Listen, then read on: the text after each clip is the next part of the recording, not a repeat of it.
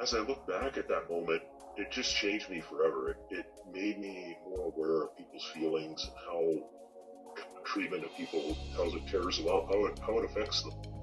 You know, even though we may not see it, we think it's funny and we think it's, oh, we're just having fun. Well, everybody does it. It helped me to, when I started seeing it, to walk away from it.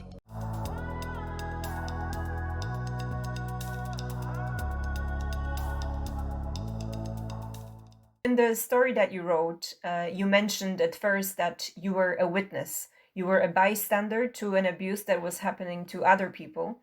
So at first it started with gossip, which you decided to step away from, not to take part in it.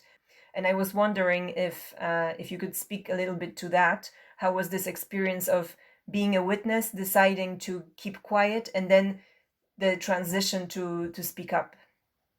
I don't think I, at the time, realized how painful it could be to people who are on the receiving end or who they were talking about, because a lot of the gossip led to ostracizing this employee or belittling them behind their back, undermining them in their job.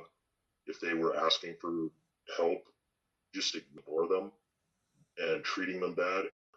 And so I didn't participate as much. I still listened and didn't say anything. And that's when I heard the story of this young lady who I was friends with. I knew who she was, and I heard she was quitting.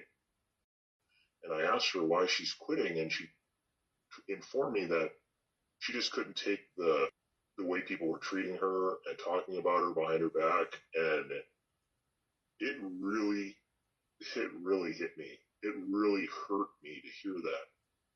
I took it personal, and I went to her and I apologized for not defending her, not speaking up for her. And as I look back at that moment, it just changed me forever. It made me more aware of people's feelings and to not entertain and or even to stop if somebody's telling something, speaking up.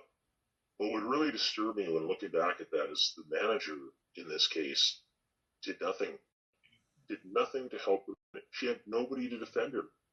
Somebody in authority who could have done something just sat back and did nothing. And this young lady bursts into tears in his office, and he does nothing.